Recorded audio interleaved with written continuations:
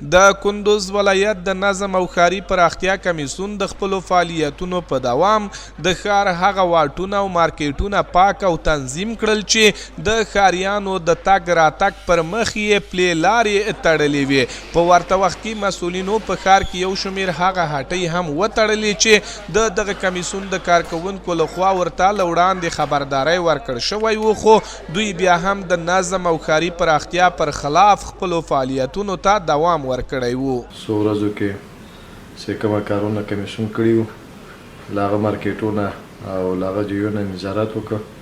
لله الحمد ډېر د خلکو ستونزې مشکلات حل شوي دي او انشاءالله ورځ تر بلې پورې په کندوز کې بدلون راځي او له د کندوز له میشتو ولسونو نه مو هیله دا ده چې دا کمیسیون نه ستړېدونکی کمیسیون ده او انشاءالله دا به تر هغو پورې له خپله کارونو ته دوام ورکوي تر هغو پورې چې د کندوز ټولو ولسونو مشکلات او ستونزو ته رسیدګي نه یې کړې.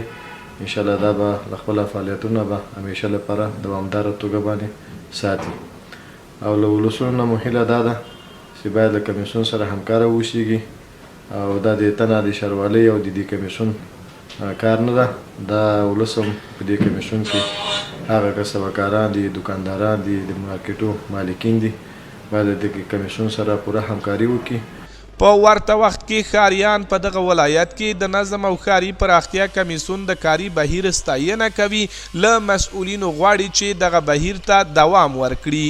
ما واقعش کوشش میکنیم که شهر پاک شود، منظم شود، برابر شود، خوب جور شود. خب اضافت شهر هستی. ما راضی هستیم که کار یک چیز باشه، با قانون چیز کنه، عملی کنه. ما راضی هستیم.